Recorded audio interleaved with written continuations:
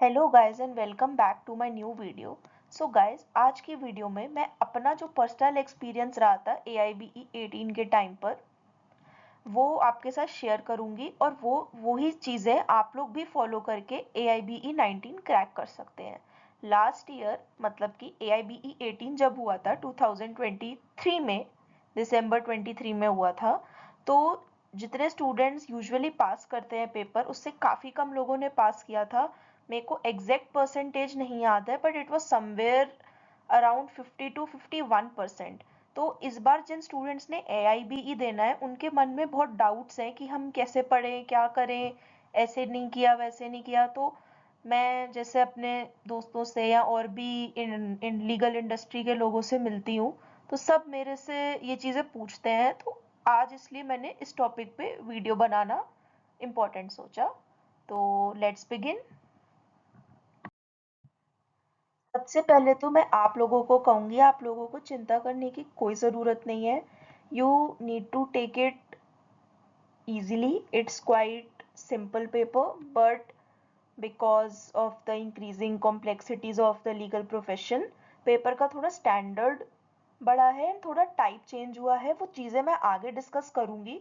तो आप लोगों को इतना उस चीज़ को लेके आई वुड से हाइप ज़्यादा क्रिएट किया गया है। It's easy but it's not something जिसको हमें बहुत ज़्यादा लाइटली लेना चाहिए, क्योंकि क्वालिफाइंग पेपर है।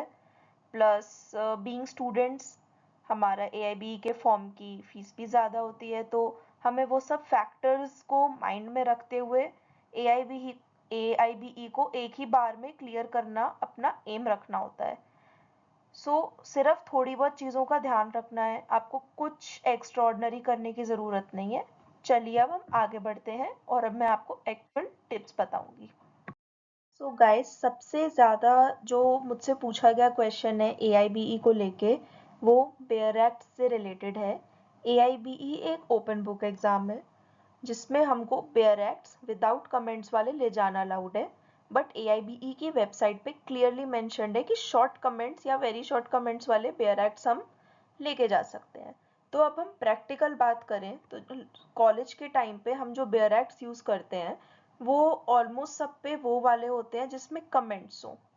तो अब हम क्या करें, और वैसे भी उन बेयर एक्ट्स में हमने कॉलेज के टाइम पढ़ाई की होती है तो हमने उसमें छोटे छोटे नोट्स लिखे होते हैं, तो इसलिए हमें वो एग्ज़ाम में ले जाने नहीं चाहिए क्योंकि वो हमारे नोटिफिकेशन में क्लियरली मेंशन्ड है। तो अब हम क्या करें, जो अलग अलग सेलिंग प्लेटफॉर्म्स हैं, ऑनलाइन सेलिंग प्लेटफॉर्म्स, वो AIBE स्पेसिफिक बेयर एक्ट्स बेच रहे हैं, उनमें कुछ अलग नहीं है। उनमें बेसिकली बस कमेंट्स नहीं होते। तो ये है। अब हम इसका सल्यूशन क्या है, मैं आप लोगों को सजेस्ट करूंगी जो चीज़ मैंने की थी। अगर आपका कोई सीनियर है, कोई फ्रेंड है जिसने प्रीवियसली ये पेपर दिया है, उस पे अगर बेयर एक्ट्स हैं कुछ, उससे ले लो। पर ये साइकिल कब तक चलेगी? आप क्या कर सकते हैं, जो इम्पोर्टेंट और बड़े सब्जेक्ट्स हैं जैसे IPC, CRPC, एविडेंस, CPC, इन वाले सब्जेक्ट्स के आप बेयर एक्ट्स ले लें। जो आप पे छोटे सब्जेक्ट्स हैं जैसे IPR रिलेटेड एक्ट्स हो गए, या आपके MV एक्ट है, और इस तरीके के जो भी एक्ट्स हैं, कंपनीज लॉ वगैरह जो सिलेबस में हैं, उनके बेयर एक्ट्स ना लें। उनका आप क्या कर सकते हैं, अपने वर्ड डॉक में उनको डाउनलोड कर लें, अपने लैपटॉप में डाउनलोड कर लें उनके बेयर एक्ट्स को, वर्ड डॉक में उनको एडिट कर लें। एडिट इन द सेंस, उनको एक पेज में जितना मैक्सिमम कंटेंट आ सकता है और आप पढ़ सकते हैं उसको अरेंज कर लें इस तरीके से सारे बेयर एक्ट्स को, और उनको प्रिंट करवा के बाइंड करवा लें। ये आपको सस्ता पड़ेगा एज कंपेयर टू पूरा सेट खरीदना। प्लस कुछ एक्ट्स ऐसे हैं AIBE में जो हम लोगों से कॉलेजेस में नहीं पूछे जाते हैं यूजुअली, जैसे स्पेसिफिक रिलीफ एक्ट है। अब रिसेंटली इसको सिलेबस वगैरह में इंक्लूड किया जाने लगा है, बट मोस्टली लॉ कॉलेजेस में इंक्लूडेड नहीं होता। तो इस तरीके के कई सब्जेक्ट्स हैं, सेंट्रल एडमिनिस्ट्रेटिव ट्राइब्यूनल जैसे एक्ट्स हैं, तो उनको आप ऐसे प्रिंट करवा के ले सकते हैं। तो मेरा सजेशन यही रहेगा कि बड़े बड़े इंपॉर्टेंट एक्ट्स आप ले लें, और जो छोटे एक्ट्स हैं उनके आप एक ऐसे फाइल बनवा लें तो इससे आपकी कॉस्ट सेविंग भी होगी और इससे आपका टाइम भी बचेगा पेपर में, और आप सारे अपने साथ लॉस तो लेके जा ही रहे हैं, एंड सिंस इट्स अलाउड तो पेपर में भी आपको इजी रहेगा। ये गाइस सबसे इम्पोर्टेंट पॉइंट है, आप लोगों को सेंटर पे जितना जल्दी, आपका पेपर अगर सपोज 10 बजे शुरू हो रहा है, आप 9, साढ़े 8, 9 से ज़्यादा लेट ना पहुँचे सेंटर्स पे, क्योंकि इन एग्ज़ाम के सेंटर्स थोड़ा किसी भी सिटी के आउटर एरियाज में होते हैं, तो वहाँ पे यूजुअली कन्वेंस की इशू होती है, तो और ज़्यादा लोगों को पता भी नहीं होते। मैंने पेपर दिल्ली एनसीआर में दिया था और वहाँ पे बिल्कुल आउटसाइड द सिटी, जहाँ पे मेट्रो भी नहीं है, उन एरियाज में इन्होंने पेपर रखा था, तो इसलिए कई स्टूडेंट्स लेट हो गए थे आने में। बहुत सारी चीज़ें थी इस तरीके की। इसलिए मेरा ये सजेशन है कि अगर हो सके आप एक दिन पहले जाके सेंटर देख लें, अगर आप पे वो रिसोर्सेज है देखने के। नहीं तो अगर आप उसी दिन जा रहे हैं कोई बात नहीं, किसी को अपने साथ लेके जाएं, नहीं तो टाइम से पहुंचे। और दूसरी चीज़, मोबाइल फ़ोन्स अलाउड नहीं होते, किसी पेपर में अलाउड नहीं होते, बट मोस्टली क्या होता है पेपर्स के टाइम पे आपको मोबाइल फ़ोन्स वगैरह रखने के लिए वहाँ पे उन्होंने एक डेस्क बनाया होता है, मतलब कुछ ना कुछ फैसिलिटी अवेलेबल होती है। बट मैंने लास्ट टाइम जब दिया था पेपर तो ये फैसिलिटी मेरे सेंटर पे नहीं थी, बट मेरे साथ कोई गया था, मेरे को अकम्पनी किया था, तो इसलिए मुझे दिक्कत नहीं हुई। बट सिंस फ़ोन ले जाना इम्पॉर्टेंट होता है for safety reasons and otherwise also, इसलिए आई वुड सजेस्ट कि आप लोग या तो किसी के साथ जाएं और इस चीज़ का थोड़ा ध्यान रखें। कभी भी हमें कोई भी एग्ज़ाम देना हो, चाहे वो AIBE हो, IPPS PO लॉ हो, जुडिशरी का हो, LLM वगैरह के एंट्रेंस हो, सबसे इम्पॉर्टेंट चीज़ हमें क्या करना है तो सेकंड है, बट मैं ये कहूँगी हमें क्या नहीं करना है। तो AIBE के केस में सबसे पहले तो हमें बड़ी बड़ी किताबें पढ़ने की कोई ज़रूरत नहीं है। There is absolutely no need to read any commentary, any standard thick book. There is no need to stress, it is actually an easy paper which is not to be taken lightly। और जो last time का failure rate था वो सिर्फ इसलिए था क्योंकि AIBE को हम लोग बहुत ज़्यादा लाइटली ले रहे थे, जो कि नहीं लेना चाहिए, क्योंकि वो हमारा बार एग्ज़ाम है and it is suppose to give us a good chunk of lawyers जो आगे जाके हमारे कंट्री में अलग अलग तरीके से लॉ को आगे बढ़ाने वाले हैं। सो उसके लार्ज स्केल इम्प्लीकेशंस हैं, इसलिए थोड़ा हमें इस पेपर को सीरियसली लेना चाहिए।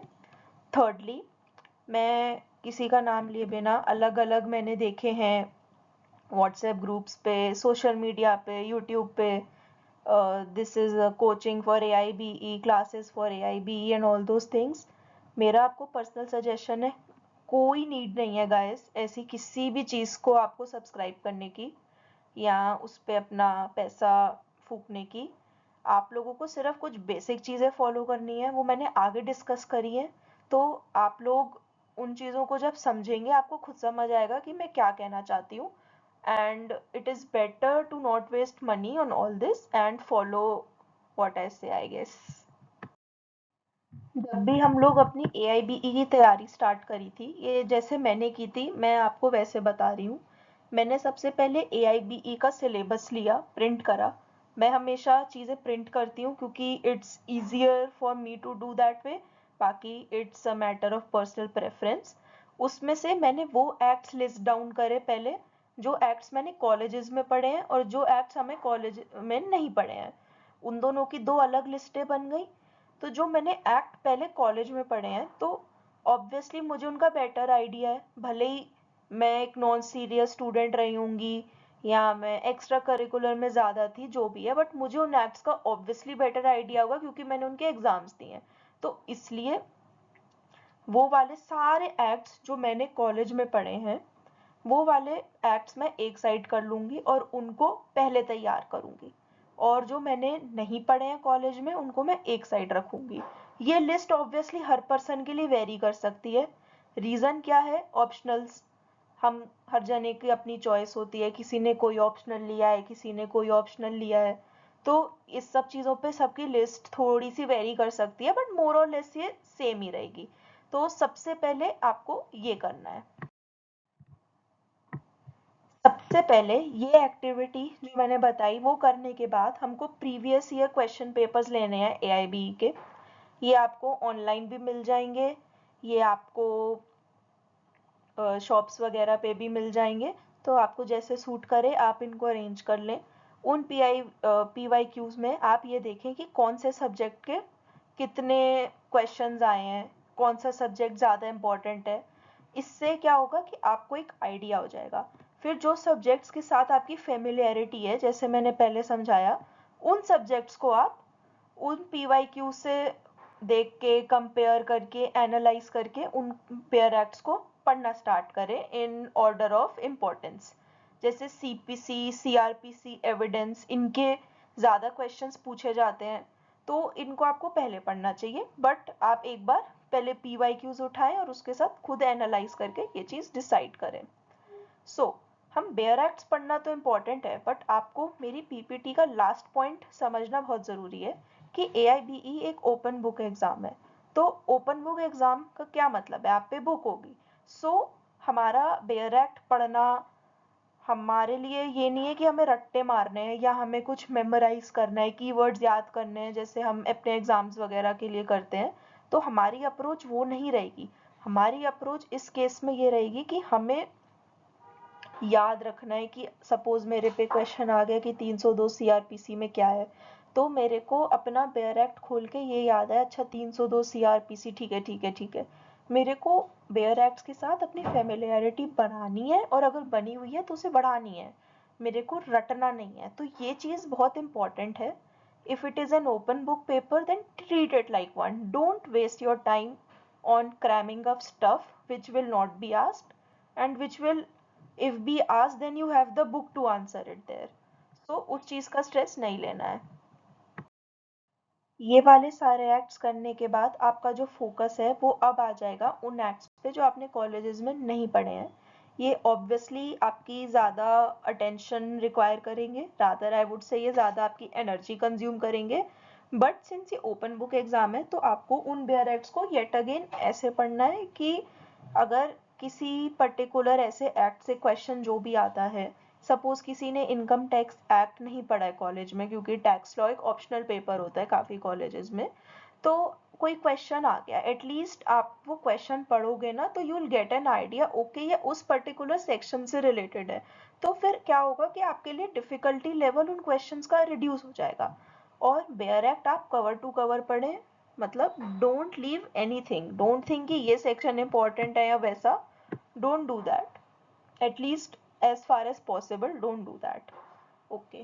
उसके बाद जब आप सारे बेयर एक्ट्स पढ़ लें, ये एक्टिविटी चल रही है, इस चीज़ को आप अपने हिसाब से मोल्ड कर सकते हैं। Start practising MCQs। And obviously AIBE का पेपर है, तो जब आप MCQs सॉल्व कर रहे हो तो try to do it with the bare acts. Now obviously if you know the answer तो टिक, ऐसे ही टिक करो, it will help you otherwise in your practice and other papers also. But अगर कोई क्वेश्चन नहीं आ रहा है ना, तो उस टाइम अपनी मेमोरी को टेस्ट मत करो। अगर AIBE के लिए पढ़ रहे हो और कोई पेपर के लिए नहीं, तो अपना बेयर एक्ट को फ्लिप करके फटाफट आंसर ढूंढने की प्रैक्टिस करो। अगर आप लोग एक डिटेल तैयारी नहीं कर पाए हैं, एंड मोमेंट है, मेरी वीडियो लेट आई, टाइम नहीं बचा है, तो आप लोगों के सिलेबस में जो भी एक्ट्स हैं, उन एक्ट्स के इंडेक्सेस को पढ़िए, उनके चैप्टर्स समझें कि ये चैप्टर्स इस सीक्वेंस में हैं क्या है। डिटेल सेक्शंस शायद मत पढ़िए। ये बिल्कुल लास्ट वाला, जिसको हम कहते हैं जुगाड़ वाला सजेशन है। इंडेक्स से क्या होगा, आपको आंसर ढूंढने में हेल्प मिलेगी। तो ये चीज़ आप लोग ट्राई कर सकते हैं। इंडेक्स को, ये तो मैं कहूँगी सारे लोगों को इंडेक्स पढ़ना है, बट स्पेशली उन लोगों को और एक्सट्रीम फोकस करना चाहिए जो अदरवाइज एक्ट्स को एक बार नहीं रीड कर पा रहे हैं। इसके बाद मैं एक और इम्पॉर्टेंट पॉइंट डिस्कस करूँगी जो मुझे कई स्टूडेंट्स ने पूछा था कि पेपर का नेचर बदल रहा है, पेपर का स्टैंडर्ड बढ़ रहा है, बहुत हाई लेवल का हो गया है। तो गाइज ऐसा कुछ नहीं है, बस इतना फ़र्क आया है, पहले क्वेश्चंस आते थे बिल्कुल स्ट्रेट फॉरवर्ड, सेक्शन 5 SRA में क्या है, सेक्शन 10 लिमिटेशन एक्ट में क्या है, ऐसे क्वेश्चंस आते थे। सूट ऑफ सिविल नेचर के सेक्शन में मेंशन्ड है CPC के, तो ऐसे सिंपल क्वेश्चंस आते थे, तो ये बेयर एक्ट में ढूंढने भी ईजी होते हैं। अब क्या आते हैं, आपको किसी कीवर्ड का थोड़ा मीनिंग भी नहीं कहूंगी कि ये कीवर्ड किस सेक्शन में है, ये इस तरीके के क्वेश्चंस आते हैं। तो होता क्या है कि आपको एक बार सेक्शन पढ़ना पड़ता है। तो ये लोगों को लग रहा है कि पेपर का स्टैंडर्ड बढ़ रहा है, बट नहीं, ये पेपर का स्टैंडर्ड नहीं बढ़ रहा है। इस पेपर को ऐसा बनाया जा रहा है कि एक लॉ ग्रेजुएट को इतनी बेसिक नॉलेज हो बस आपको। और क्वालिफाइंग मार्क्स भी काफ़ी कम है, तो आप लोगों को कुछ चीज़ों पे फोकस करना है जो मैंने डिस्कस कर ली हैं। सो इस चीज़ की आप टेंशन मत लो। आपको 100 के 100 आंसर्स राइट नहीं करने हैं, आपको 40 45 इतनी करेक्ट करने हैं, उसका काम करो। दूसरी चीज, जो केस लॉज को लेके, AIBE का paper predominantly case law based नहीं होता है, ना रहा है। लास्ट ईयर मैंने पेपर दिया था, I remember, and people also would agree with me, कुछ कॉन्स्टिट्यूशनल लॉ से रिलेटेड और एक दो एविडेंस से रिलेटेड केस लॉज थे। बट ये वो केस लॉज हैं जो कि हर लॉ स्टूडेंट को पता होते हैं। बहुत कॉमन वाले केस लॉज, जैसे कॉन्स्टिट्यूशन में SR बोमई या केशवानंदा भारती वगैरह हैं। तो इस लेवल के केस लॉज पूछे गए हैं। तो मैं ये कहूंगी, केस लॉज पे आप ज़्यादा टाइम ना दें। अगर आप पे टाइम बचता है तो आप हर इम्पॉर्टेंट टॉपिक जो सब्जेक्ट का होता है, ट्रेडिशनली इम्पॉर्टेंट टॉपिक्स जिनको मैं कहती हूँ, जैसे एविडेंस में हो गया, कन्फेशन हो गया, या डेथ वो क्या बोलते हैं, डेथ बेड कन्फेशंस हो गए, वो सब चीजें। तो इनसे रिलेटेड लैंडमार्क केस हैं जो एक वैसा वाला। तो ऐसे वाले केस आप एक बार, आपको केस लॉस पढ़ने नहीं है जजमेंट खोल के, आपको बस एक बार कि हाँ ये केस इस टॉपिक का है, ऐसे पढ़ लें, इससे ज्यादा नीडेड नहीं है। So guys, before signing off, मेरे आप लोगों को फाइनल टिप्स एंड ट्रिक्स यही रहेंगी कि सबसे पहले अपना आराम से जाएं, टाइम से पहुंचें, OMR शीट्स को केयरफुली फिल करें, जल्दबाजी ना करें, क्योंकि एक आपने आंसर गलत फिल करा, पूरी सीरीज बिगड़ जाएगी and you will have to give the exam again. Also since negative marking नहीं है, तो आंसर ऑल द क्वेश्चंस। अगर आपको कोई आंसर नहीं मिल रहा है, आपका ब्रेन बिल्कुल कहते हैं ना स्ट्रक हो गया है किसी पॉइंट पे, just mark anything you feel like, हो सकता है सही हो, 25% चांस तो है ही है, तो डू इट। ऑल्सो सबसे पहले क्वेश्चन पेपर पढ़ लें, उसके बाद स्टार्ट करें। सबसे पहले जो स्ट्रेट फॉरवर्ड क्वेश्चंस है वो सॉल्व करें, उसके बाद जो थोड़े टाइम टेकिंग है या जिनका आंसर स्ट्रेट फॉरवर्ड नहीं है, जैसे कोई केस लॉ का आ गया या कोई कंसेप्चुअल आ गया, तो उसको टाइम दें। सो ये बहुत सिंपल सा मैंने आपको अपना एक्सपीरियंस बता दिया है, एंड आई होप कि ये सारे उन स्टूडेंट्स को हेल्प करेगा जो AIBE देने का प्लान कर रहे हैं। So all the best guys, there is a lot of time for the paper, and I hope कि मेरी वीडियो से किसी की तो हेल्प होगी। और कोई डाउट्स हो आप प्लीज़ कमेंट करिएगा, और मेरी वीडियो को लाइक करें, शेयर करें, चैनल को सब्सक्राइब करें। Thank you so much.